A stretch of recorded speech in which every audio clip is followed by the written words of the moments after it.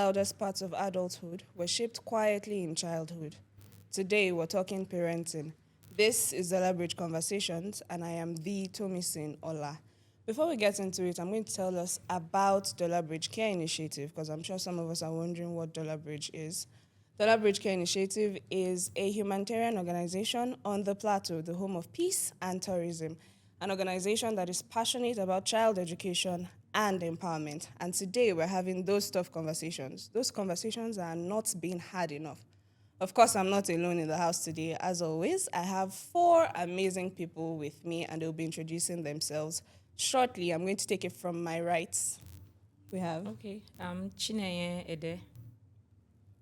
All right. And I am Dr. Emmanuel Shaibu. It's a pleasure to be here. We are so glad to have you. And to my left, we have... Mrs. Longred Tapgun. Okay. And Mr. Pam Bargos. It's a pleasure. A pleasure to have you as well. I feel like we're uptight. Can we loosen up a bit? Big smiles. We're so happy to have you in the house. And we're going to get right into it. Like I said, we're talking about parenting today. The new school method, the old school methods. I'm not saying anybody's old. I'm just saying. Okay. So I'm going to throw us 4 different scenarios, and I want us to answer like how you would handle those scenarios. Okay. So let me start with Dr. Shaibu. Yeah. Your daughter comes to you, say I'm your daughter now, and I come and I say, Daddy, I'm pregnant. How do you handle that? I'm 16, by the way. The truth is, I will be off balance first, knowing how I have parented that child. But I will not be surprised because of how bold she is. Okay. Because it is my parenting style that makes her to be vulnerable to that point, rather than keeping it. To be able to share, right? To be able to share. Okay. And a lot of things will now be going on in my head. Where did I miss it? What was the trigger, or what was used to convince her to that point? Has this been going on? Why did it crystallize now? Or is even even the mom aware? Why telling me now? What can be done? So all those scenarios will be playing in your head, given the fact that you are sure you are parenting properly. Okay. That would be my first reaction. Okay. All right, Mr. Pam. So your daughter comes back from school, your 5-year-old daughter comes back from school, and she has scars on her arm. And you ask, oh, what happened to your arm? And she says, my teacher beat me. My teacher flogged me. What would you do in that situation? Well, I think it's normal for every parent to react when there is a harm coming to his child. So it's a very normal thing. First of all, the reaction will be furious. But then you ask yourself, what really happened? Because my daughter normally comes to me, this guy hit me, this person happened, or this happened to this person. What happened? What did you do that led to that? Of course, the teacher has the right to correct my child, but that should be done in such a manner that will not cause injury or inflict pain to the child. Yeah. You know, I always, I believe in this school of thought of communal parenting. That's how we're brought up, where the society has the right to parent a child. But the generation of now, it's actually a crime for you to touch another person's child. Yes. So for me, what I will do is to inquire what happened and to see if the punishment equates the wrong. Yes. Okay, because, yesterday I was scrolling on Instagram and I saw a video of a parent that went to their child's school to attack the teacher. Like you said, a lot of parents cannot even stand the thought of another person touching their child. So, Mrs. Longred, what do you think about that? Imagine as a teacher now, your student's parent comes to attack you for correcting their child. Well, there's supposed to be a process to that. Okay, it depends on how the school is exposed to the parents. Because I am your child's teacher, doesn't mean you should come. You should come and ask what happened. How did it get there? How sure are you that it was even me that inflicted those injuries on the child. Do you get? So those are other dimensions to it. All right? But I will not take it that way. As adults, we're supposed to have like a conversation. If you're not satisfied with the way it went, then you can take it to whichever level you want.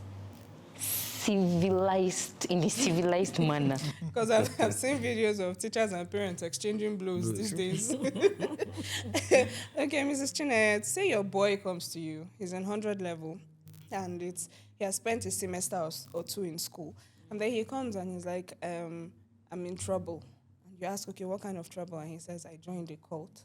And now I want to pull out. You're not allowing me. How do you handle that?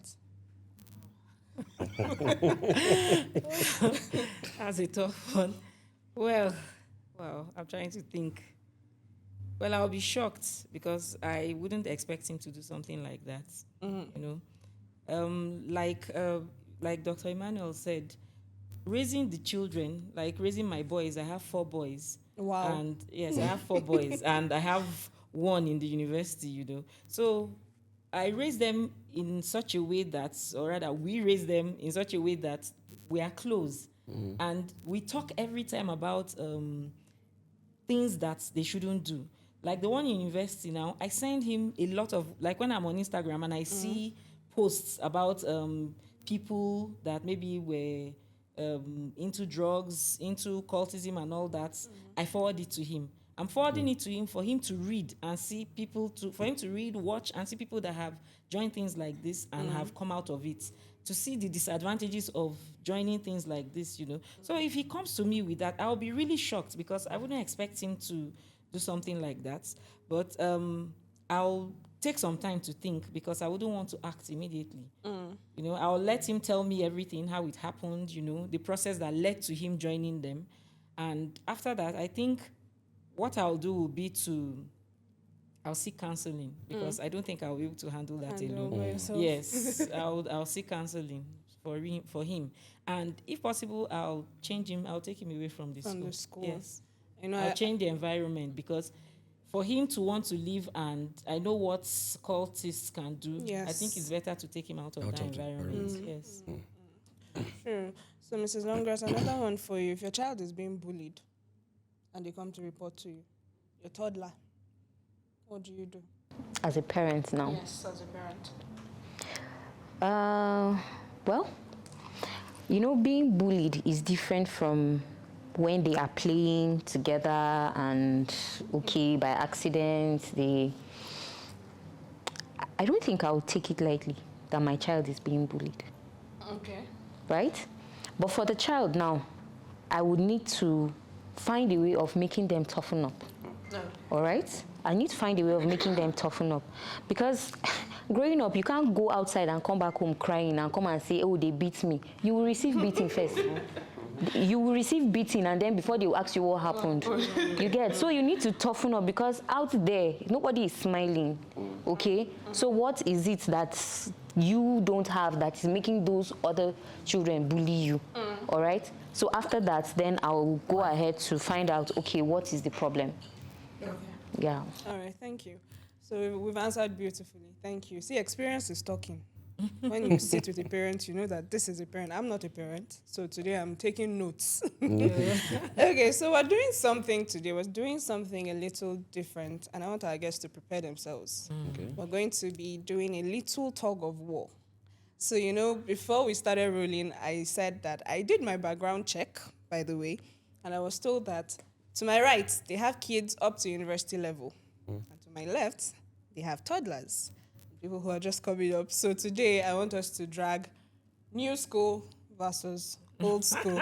Like I said, if I say old school, I'm not saying you're old. I'm just saying you've been in it longer. Okay, so let's start new school versus old school. Now, we hear a lot of things like gentle parenting from new school. Mrs. Longrat is squeezing her face like it doesn't apply. Are you sure you're not on the wrong side? So you have cases where parents are like, I can't shout at my child. I talk gently.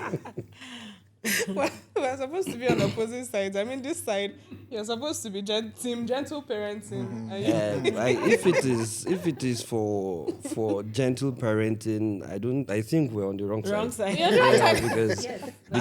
Because I am not a product of gentle parenting. okay. Yeah, I lost my dad when I was 4, Oh. and then my mom saw me through to 2016 before she passed on, and we were 6, 3 boys, 3 girls. She was as young as 28. Wow. You didn't expect her to be gentle on anybody. She handled all of us with tough hands, and it made us who we are. So why would I want to be gentle? Why change what is working? If the society is changing, there is a way you can actually modernize the process. Okay. But to me, we can have the mix, because what I've understood now is these kids are very manipulative. They are very manipulative. Very true. So if your head is not there, then they can toy around with you. You understand? So you can give them the little space of gentility, but you need to toughen up. Yeah. Okay. Something is happening in my head right now. When I was in primary school, we were supposed to have a debate. And it was, I think one of the legendary topics then was boys are better than girls. Remember that topic? And so somebody who was supposed to come and oppose came and was supporting. And that's what's happening right now. Because I thought they would tell me, gentle parenting, that's what we do, is new school. But look at Well, for me, I think you should be gentle when you need to be gentle. But I think the spare the rod and spoil the child tactics is always better. Honestly, that spare the rod and spoil the child. No. Okay, this is not going as I planned at all. Okay, let's come to Team Old School. What do you think about gentle parenting, Doctor? Truth is, how a parent was parented determines how he will parent his own children, for starters. And like he said, not because my parents died, they were tough. Unfortunately for us, both of them were tough. Some parents, one is tough, then soft. you don't have no breathing space. So I usually tell people, I didn't have opportunity to behave badly. So all those pranks that I cannot. And we are 7 and 4 cousins living with us.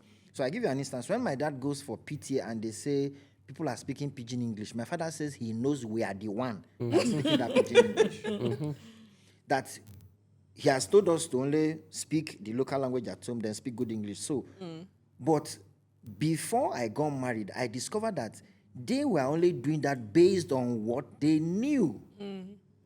Unfortunately, now that we are older parents, we are gentler than they. We are more gentle now. True. Because I remember giving my daughter a slap at 2. And that thing reset her brain till today. It restored But by benefit of hindsight and what I have learned, there is really nothing like gentle parenting. It's actually intentional parenting. Okay. There's nothing like gentle parenting. It's actually intentional parenting. Okay. And those values that you are trying to instill into your children, you are only doing it from the angle of what you know or how to do it. So whether by force or by gentle, you will discover that it is because of what you know that you are doing that. Over time, it's going to create a formation in their mind that will affect them also. So for instance, if you build a family that these are the values of your family, the child will carry it on outside school. Now, let me answer answer a question that you asked him. My daughter was in GS2 and we had issues of their bullying in their school. So I now asked my daughter, has anybody bullied? They say they've not given birth to that person. In GS2, because she was the smallest in size in her class. He said they've not given birth to the person in GS2. So in my mind, I'm like, okay, this is parenting is working. Apple does not fall far from the tree. Do you understand? Yes. So, and there's a 4-year gap between she and the brother. Okay. So when the boy entered GS1, he came home one day and said, one boy, they just came and carried his book. He couldn't even react. That he was waiting for the guy to try it with him. In my mind, I said, you are trying. Because sometimes our children don't behave the way they behave outside at home. Yes, They are yes. compliant at home. Yes. So you don't really know who they are. So sometimes you try to even do a mystery shopping around them so that you know. At the end of the day, it is because of what you know that you want to parent, because there's no parent that wants his or her own child to turn out bad. So every means to which your child will turn out good, because for someone like me, I ate beating. They said I was stubborn. I don't know how to confirm that, but I cannot use that same template. My son did something while on midterm. In my mind, I said, they said I did that thing, and I knew the beating I got, When you did it.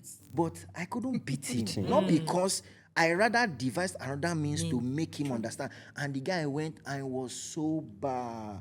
The talk entered him. I think that's where they say it's gentle parenting. I think that's why they call it gentle parenting. Because you don't pick up an object or you don't raise your hands to your children. They think, okay, oh no, you people are too gentle. When I like talk, if you talk, you people talk a lot, you know. So in practice, I can talk. too. I can talk. I may shout while doing the talking, but I talk more. I don't like the beating. Okay. I feel that too much beating really doesn't get result. Although I beat, but whenever I beat my children, they know that It's that extreme. offense has It's really extreme. yes. Yes, when as in it sends a message, a very strong message. Yes. But I don't like every minute blah, blah, blah, and all that. No. So I I don't feel, do that. I feel, I do a lot of talking. I feel, beating has a way of making a child timid. Okay.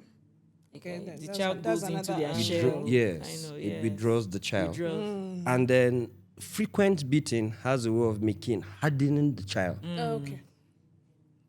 What is True. this? At It's some just- point, No be like just they to become beat me. used to it. Now I don't they used to ram now. Yes, You understand? yes. So as I said earlier, they are manipulative.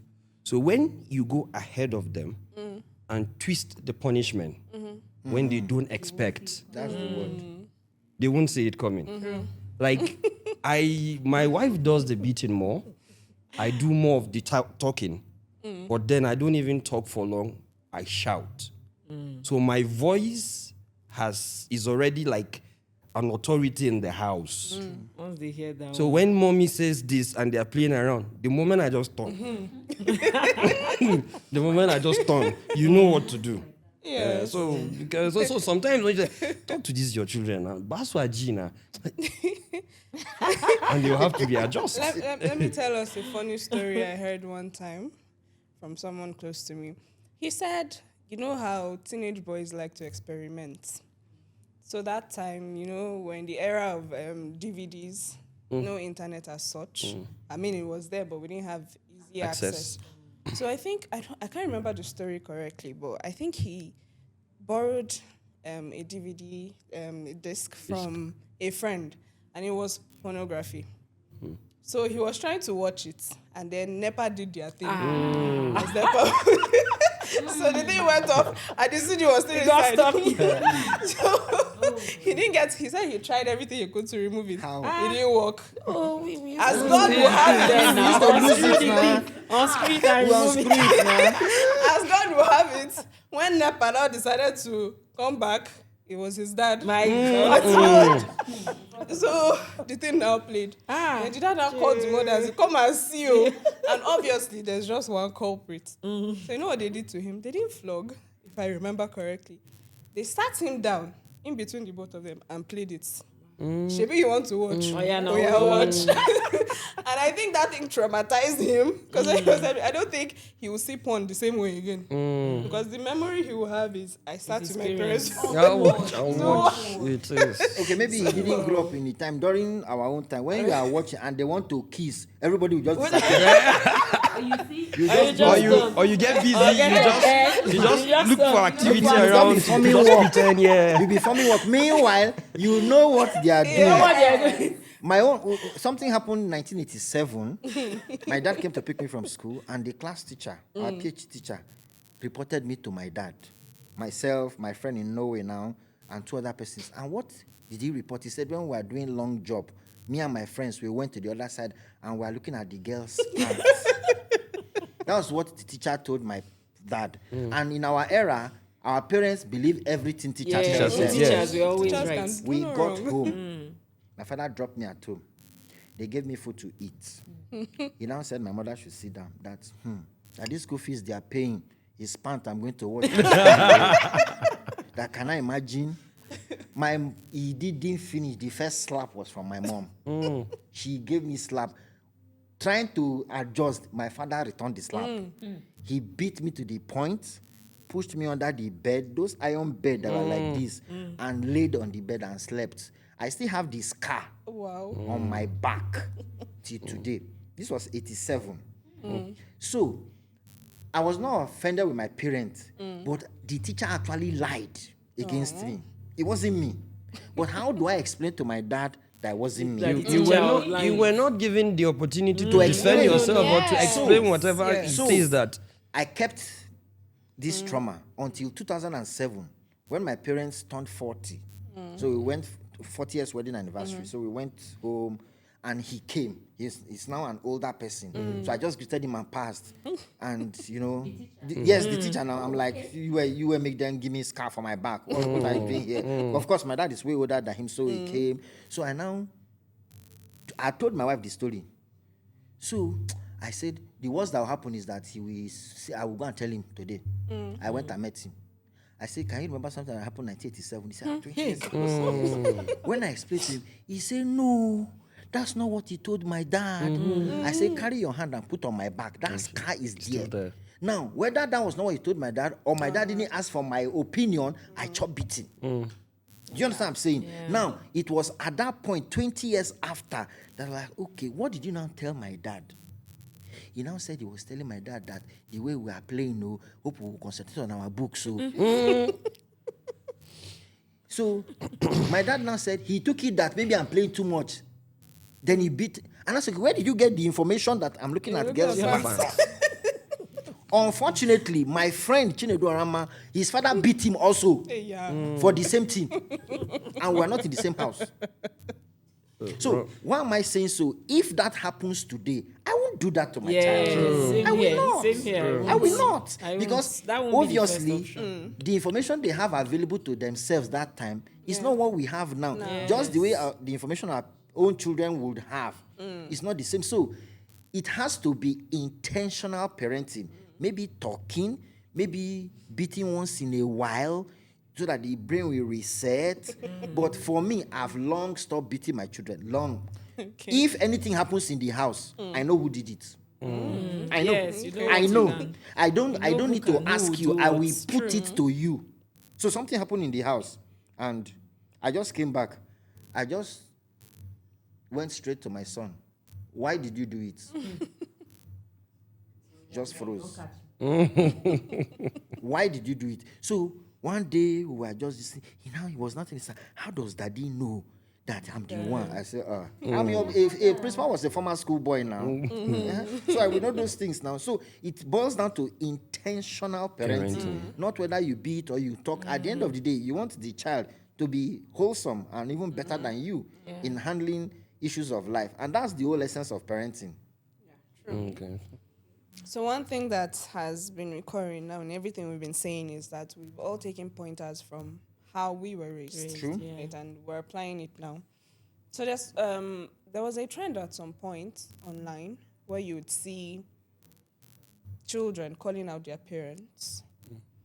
My dad did this to me. You see a lot of children, they're estranged, they have estranged relationships with their parents.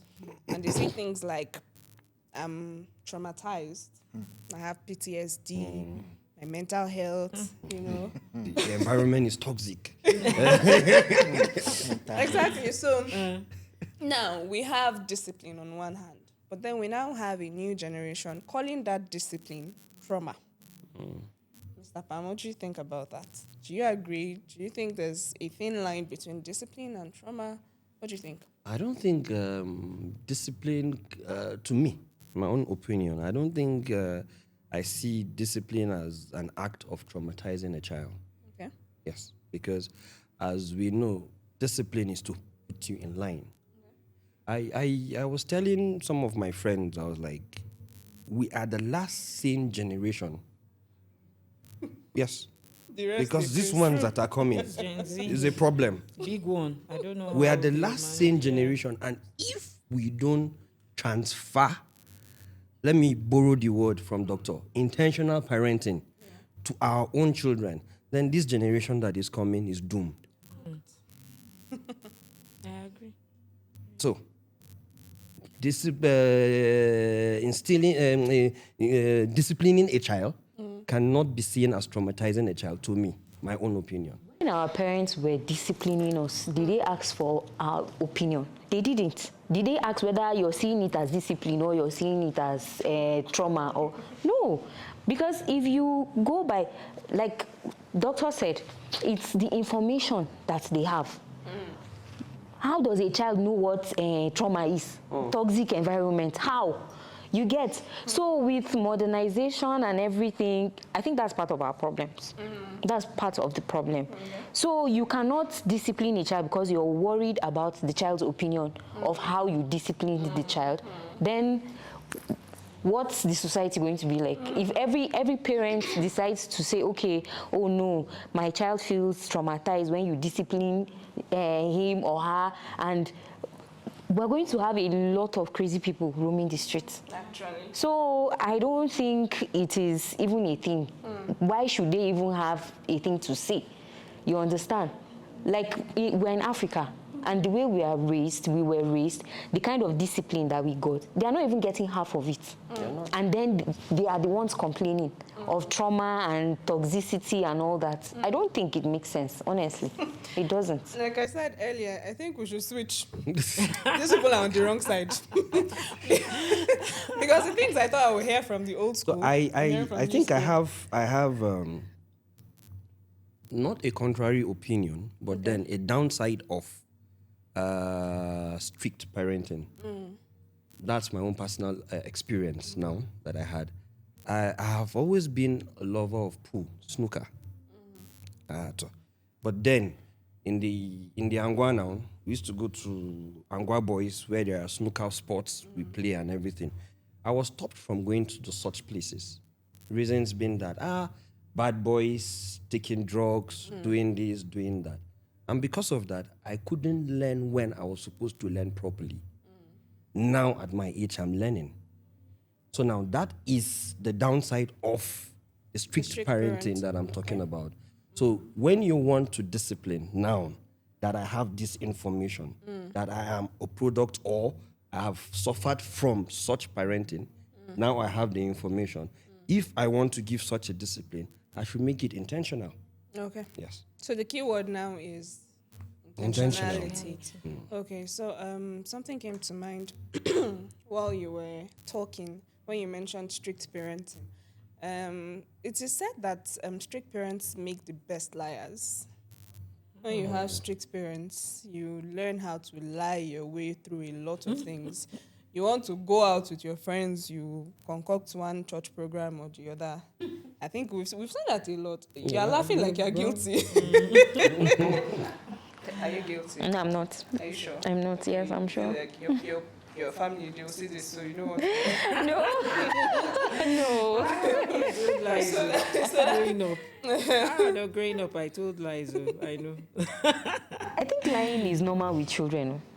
Growing up, lying is normal. There are lies and there are lies. But now I don't think my children will need to tell me those kind of lies, you know because now you want to go somewhere, they will even tell me, I'll be the one to take them there. Okay. But then in those days growing up, you can't tell my mom you want to go. As in, how now? How do you want to even How start? do you want to start? Yes. Where did you get So the you have to come up intelligence with a from? story. I want to do, something that they would like to hear. So when you tell them that, you go and do what you want to do. and come back home, So- But now our children don't need to, like my kids don't need to tell me things like that. They want to go, they tell me where they want to go to. If I feel it is okay for you to go there, I'll be the one to take you there myself. Yeah. Then if I feel you shouldn't go there, I'll tell you can't go. And tell you the reason why you cannot go. Really, like when they say I want to go to this, my friend, no, you can't go there today. Yes, and this is why I cannot do that, because they will ask you why. But then who You born can't you even now? ask Go why. and ask your own- as You, in- you won't even come up with the idea. yeah, then you you will now not come even and when want. they say no, you will say why? Why? Okay. Why do you Because I remember there are models of parenting. It's either authoritative parenting, Okay. permissive parenting, uninvolved parenting, helicopter parenting. Now, for somebody like me, my dad was the academic, though he was not a teacher, a lecturer, so he wanted you to do well in your school, academics. yeah. So, and I happened to be one of that child that was doing that. So anything else I do was totally wrong. Face your book. So 1994, 95, I wanted to start playing keyboard. You say keyboard, ba? So that you don't distract have you. ambition. You just want to waste your life. Now, do you think it's keyboard that will get you to where you are going? See church, see house. We are going to church to play keyboard. He said, no, go and read your book. But the first day he saw me playing keyboard in church, 1997, January 8th. That's my son. No, which son? When we came home, he said, what are you pressing there? So they allowed you to press it. Ew. So he didn't even encourage me at all. So there was a time Full Gospel Businessman Fellowship, and they now said I should be. He said, Full Gospel, we even invite you. So what did you play? What did you tell them? He didn't believe it. He felt it was a distraction. Totally. But as we grew, I discovered that how he was parented was what he knew best. So would I use that to parent my own children? The answer is no. So I sat my daughter down when she was in GS1. I said, there is nothing you will need on earth that I cannot provide. If I don't give you, you don't need it. She was in GS1. She was in GS1. And what happened?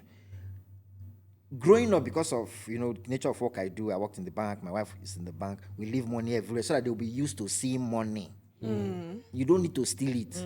So I set bait. I put some mint somewhere in my drawer. I don't lock it and I count it. I know these children will think you don't know. They will go and take some pieces out of it. Feel like So- say you do this thing. So She's guilty. So when I discover, my wife will be saying that the money she kept in her purse, the money she did this is missing. I say the only person that can do it is her, because the boy was younger then. So one day she said she kept money in her purse, hoping to use it in the office. When she got to visit, she didn't see it. She called me. She was fuming that my problem now. I don't used to beat these children the way I used to beat them again. We switched role because I'm the beater. She's the talker. Then we switched. She became the beater. I'm the talker.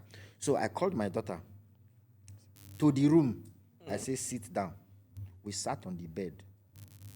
I now asked her, is there anything you ever lacked? She was in just one. I now said, what is your problem?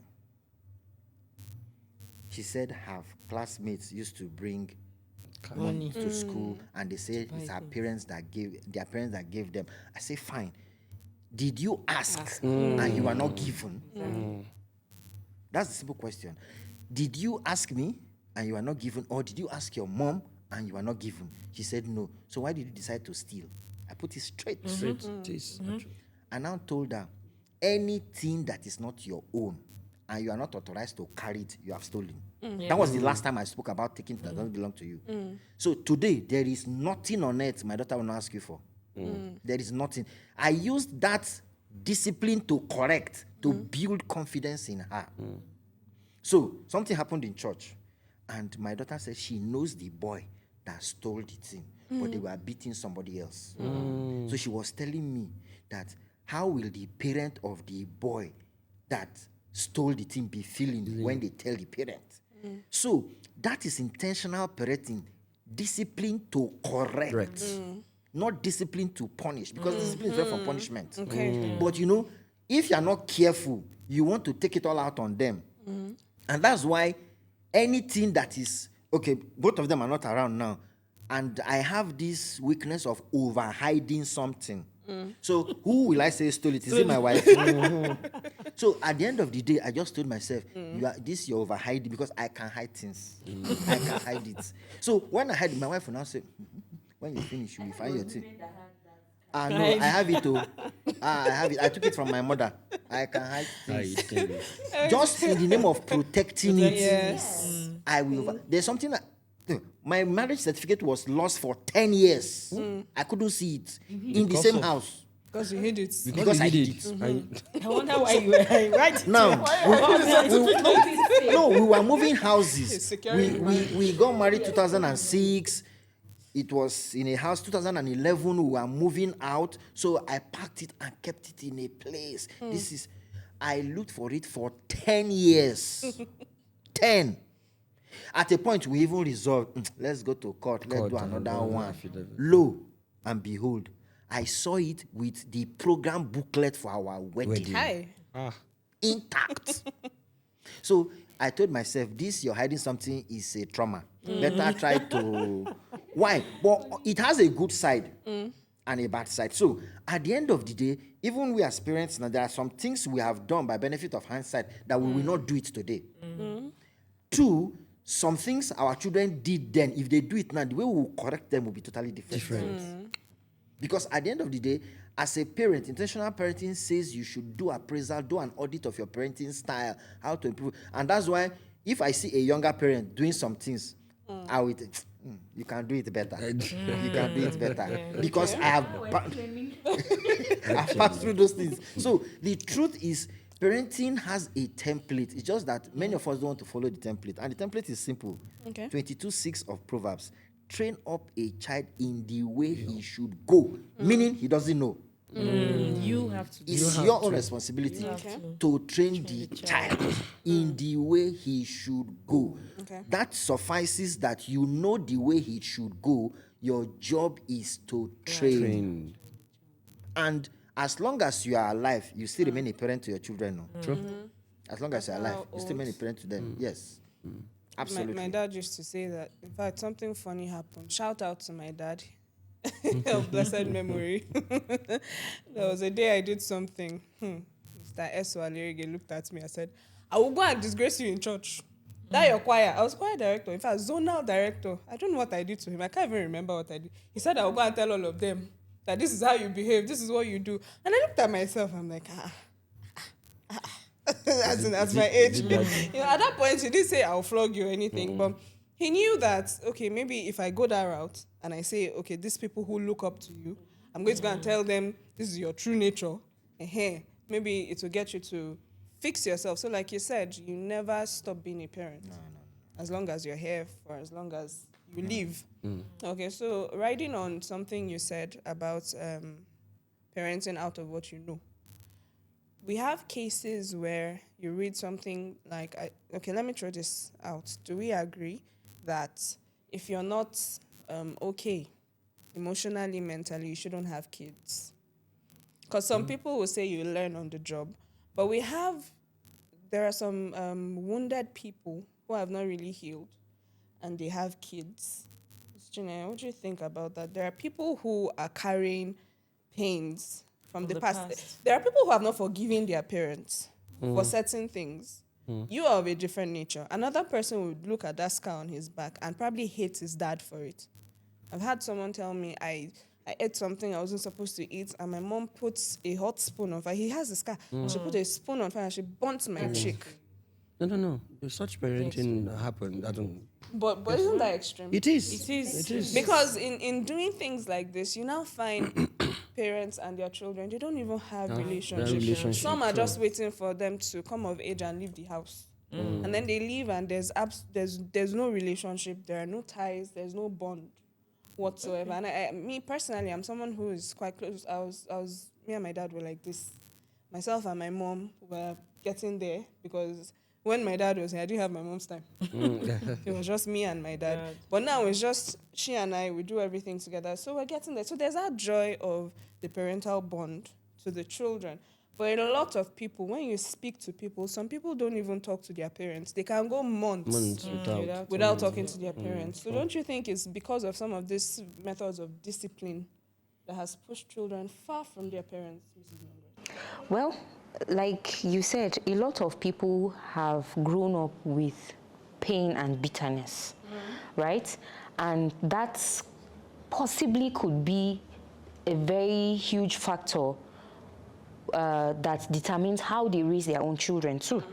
You understand? Because, okay, you have a child, your own flesh and blood, not that the child is, you're a guardian to the child, okay? And then you take such extreme measures. Your own child, how do you feel seeing your own child in pain? Not to talk of you being the one inflicting that pain on the child, you know? So it's psychological. It's not normal. It's not normal, honestly. For someone like that now who's carrying that kind of trauma, would you say, okay, now don't have kids because you've not healed, you're not ready?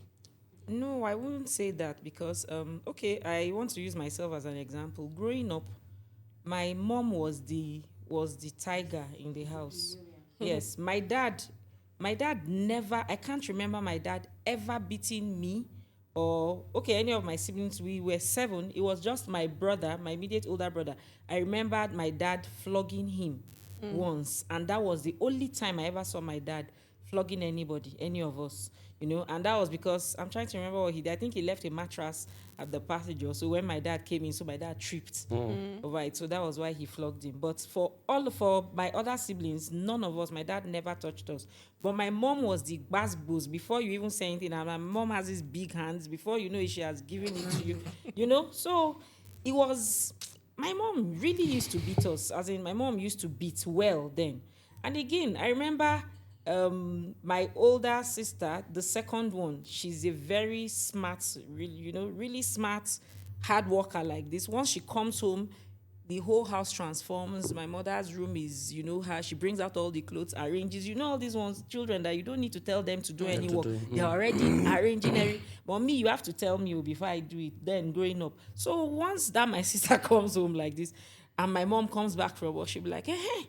She knows now that once this one comes back, everywhere will be arranged. You don't need to tell her to do this. And that thing used to pain me, seriously, because I didn't like it. Then again, going off to secondary school, we were living in Zaria then. That was where we grew up, we were born.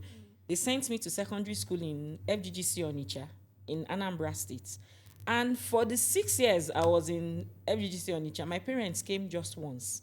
And that was when they went to the village for a burial. They were on their way back. They just passed through and all that. So it wasn't the visiting. So most visiting days, I never had anybody visiting me. Just maybe once in a while. My 2 sisters that were in the university, because they are much older than me, in university in the East, then they have a break. They come around to visit me and all that. But I never had, how visiting day parents are preparing. Yeah. And what really hurt me was because I remember my 2 sisters then, they were in Federal Bakori, Katsina State, and I was part of the process preparing for their visiting day. We did everything, preparing everything to go and visit them. So I was wondering why, when it got to my own turn, they weren't visiting me like that. It was really upsetting.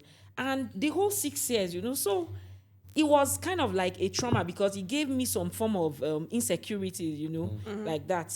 So when my children started going to secondary school, they school in Abuja, I threw it out to my mom. I brought it up one day. And when I talked about it, I cried when I was talking to my mom. My mom didn't know that I was carrying this all these years. She was shocked. She said that she never knew that it really hurt me that way, that my dad would just tell her, not worry, his brothers are there, they are visiting me, his sister is there, they are visiting me. And they weren't visiting me. So it really, really hurt her. So now it's different when you're parents, So that was like a trauma that I carried all through all those years, So now I'm very intentional with my own children. So when she's like, do you have, you came for this one? Why do you have to come again? The road, I'll just say, just leave me. I was the one that took them to Abuja to school. So whatever it takes, I will go there to go and see them. Any opportunity I have, I go to see them. So, she now also, because of it, she tries to come visiting there. She joins us, to visit the children and all that, because she keeps she remembered the way I talked to her that I cried that day. So that is like, that is a trauma I carried for some years, you know. But I still got married and I still have my own children. So what that trauma did to me is to make me intentional about with my own make you children. a better something parent. positive came out of So it. something positive came out of it. Right now, I'm very close with my mom. If there's any issues she has, before she calls any of my siblings to run it by them, she calls me. you. She will tell me, you know, you're my 5 and 6. I have to run it by you first because she can talk to me about anything. I don't just come at her and say, oh, why do you have to do this? Why do you have to do that? When she talks, I'll just be like, okay, mom, see, this is it. You know, we talk about it and come up with something, a better way to handle the situation. So that is what that trauma did to me. It made me more intentional with my children. I can't miss any visiting day. By God's grace, you know, as even if I need to travel, I'm not going to be around. I make sure I am back to attend to visit them. You know, so that is how it is. So it has actually, we have gone past that. You know, yes, it hurts me, but I've actually gone past that because I have talked to her about it, and you know, she has even So now you have apologized, closure. and so we are close. We are good now. So that is it. So I can't tell you because you had the trauma, then you should now Don't have don't have kids. children. You know, you have to try and walk past that trauma that you had. You know, you can't just dwell on it because it's also pulling you backwards. You know? So you have to work on it and move forward. Yes. My own point here is, yes, because you have a trauma doesn't mean you can't have kids. But how can you isolate your trauma from your children? Because it's actually your burden, Yeah, Okay. not theirs. not theirs. They are innocent of whatever you're carrying. Okay, so let me tell you what to do. There's what we call advanced childhood experiences. Okay. Experiences you had before 18 that were not resolved, that can permanently scar you for the rest of your life. That's what ACEs mean. Okay. Many parents have unresolved childhood experiences till date Okay. that have not been resolved, and it is transferring to their children. So I had this woman, lone parenting. Single motherhood is stigmatizing. Lone parenting is the right word. So she has a son of 20, and she feels the boy is not connecting. The boy wants to do things on his own. So she said she needs a man figure, a father figure for the boy. And because he does some things online, so I said, okay, send him to me. So there's this tool we use to run advanced childhood experiences. I ran it for the boy. I had a score. 2-3 days later, I said, come, let me run for you as the mother. It was clear that she was projecting her trauma on the boy. Meanwhile, she was portraying to me that it is the boy that is the fault. Now, till today, now the boy opens up to me More. things that he will never tell his mother. So I told her to submit herself for therapy because she needs He therapy. needs it. But therapy is expensive. Yes, that is the challenge. Therapy is expensive, but it will spark the healing process. Fortunately for her, I now told her I don't do therapy because it's expensive, it's draining. Yeah. Many people are not willing to pay. Well, I started the process for her Okay. and connected her to a therapist.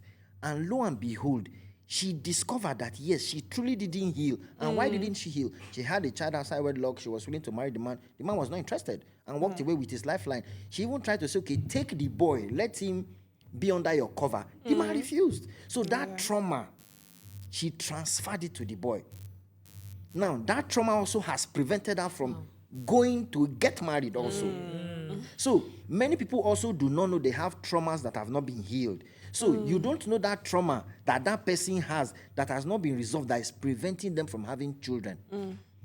And maybe the man doesn't understand or the woman doesn't understand until it is resolved. It can even stop fertilization from taking place because you must be in a good place emotionally and psychologically before those things will crystallize. That is the point.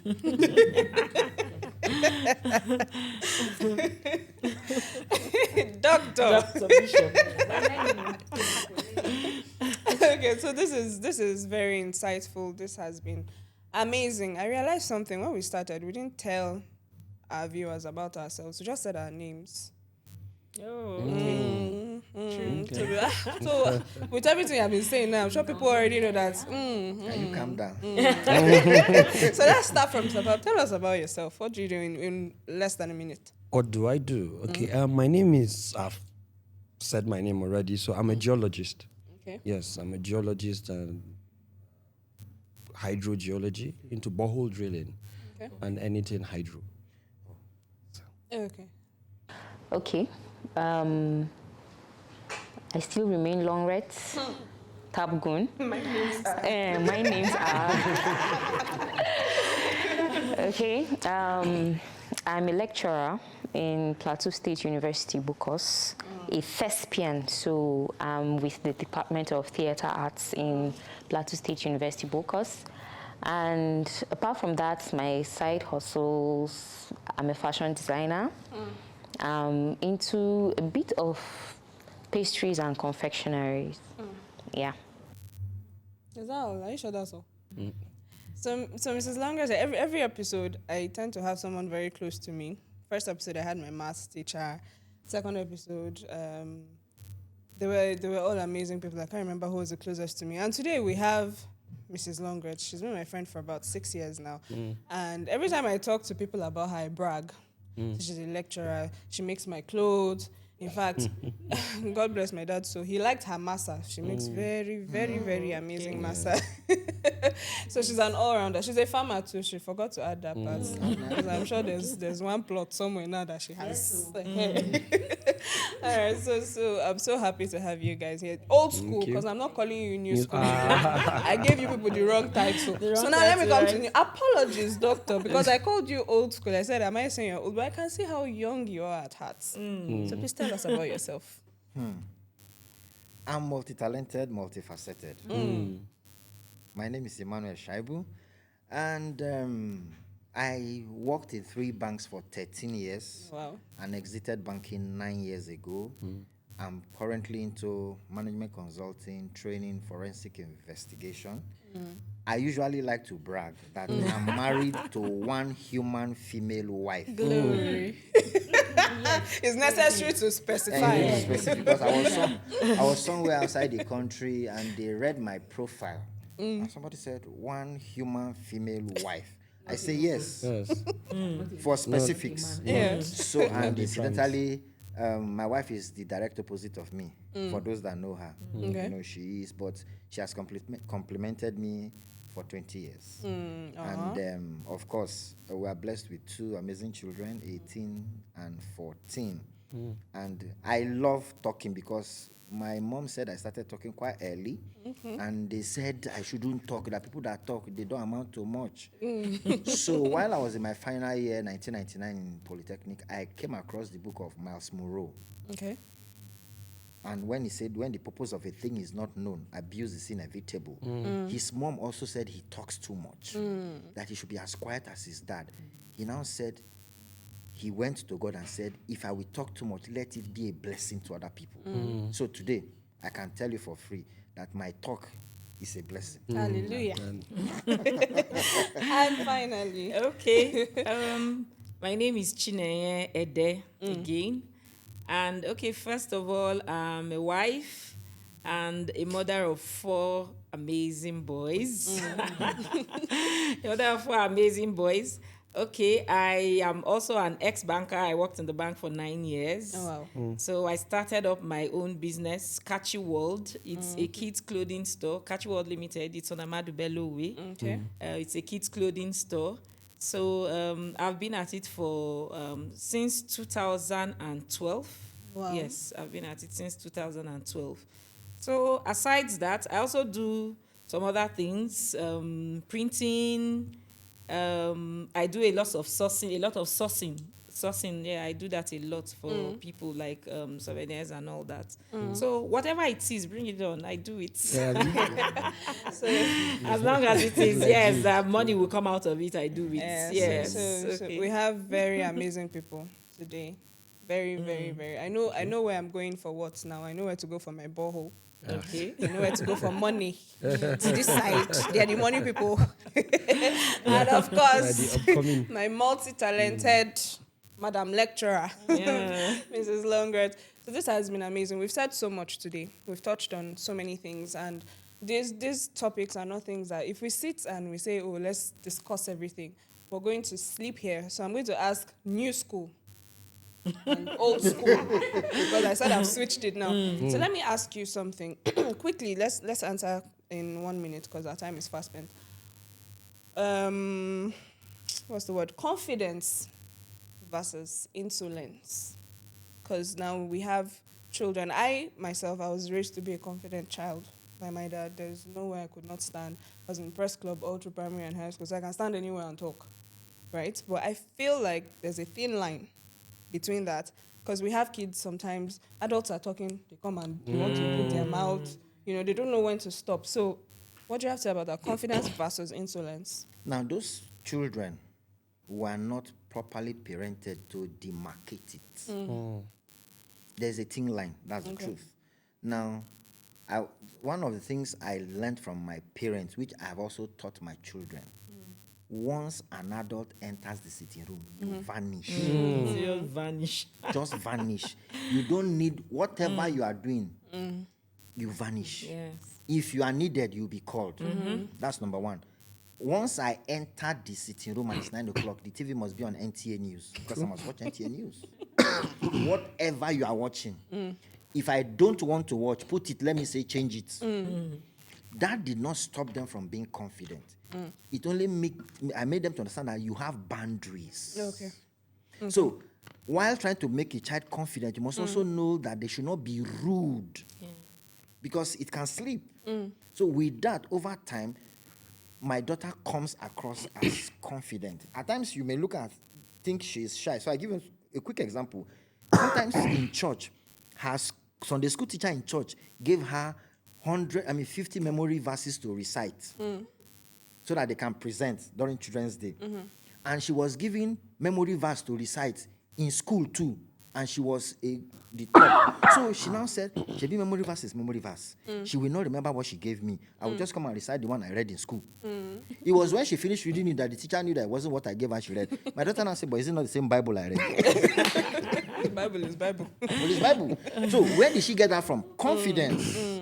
If it's somebody who starts fidgeting, I didn't read it too. But you have a reservoir of memory verse already in your head. She now came and met me that your daughter is your daughter. I said before, it's my daughter. So that's confidence and not, but there is a thin line, and parents must be intentional on where to create the demarcation so that they will not slip to the other side. All right, thank you, Mr. Tune. In 1 minute, what do you think about being friends with your children? Oh, okay. About that, my children, I always tell them, I am not your friend. I am your mother. Okay. That is the number one. I am not your friend. I'm your mother.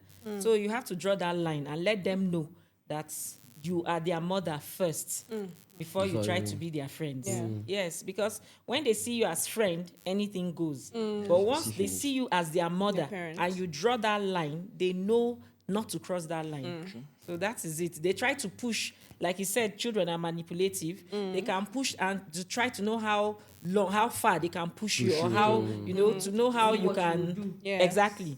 So when they push and see the extent to which you allow them go, if you allow them, they keep pushing. So that's why you have to draw the line and tell them, I am your mother, I'm not your friend. Yes, Thank that's you. where we stand. Mrs. Namia, do you apologize to your children? Do you tell them sorry when you feel like? See, Mr. Pam is thinking. When I feel like, okay, I've wronged them, or if something happens to them. You can't wrong them? It's not possible. No.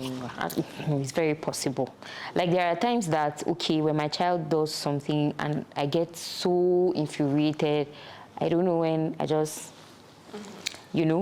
and I'll feel the impact of the way I've hit the child. And immediately I'll tell I shouldn't have done that. Maybe that was too, for that, for that offense. I'll say, okay, sorry, I'm sorry. But you two don't do that next time. You understand?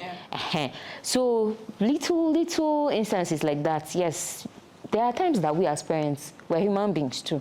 We would wrong them. We would wrong them. So I apologize to them, and I don't think there's anything wrong in apologizing to you. And finally, Mr. Pam, do you think parents these days are too soft? Parents. These days, do you think they're too soft? In my own opinion, a whole lot of parents are soft. And that depends on how they want to impact the lives of their kids. So to say, sorry, sir, I've been using your word intentional. How intentional they have That's been. the key word for today. How intentional they have been. Because if you truly want to train them in the way they will go, then there are some things that you must not be soft on. So parents nowadays are actually soft. We have a whole lot of soft parents these days. Okay. Yes. All right. Thank you so much, everybody. We've all been wonderful. We've learned so much from each other. I've heard there's helicopter parenting. I didn't know there was. I didn't know there was such a thing. So this remains Dollar Bridge Conversations. Catch us on YouTube at Dollar Bridge, and please, when you do, make sure you watch. This is a very beautiful episode. There's so much to unpack here. Watch, like, share, and subscribe. And of course, turn on your notification buttons. And remember, I told you about Dollar Bridge at the beginning. If you want to partner with us, please reach out. You can look us up on www.dollarbridge.com. You can find us on Facebook at Dollar Bridge, on Instagram at Dollar Bridge. These conversations are important, so please, let's keep having them. Be the bridge, start the conversation. Thank you.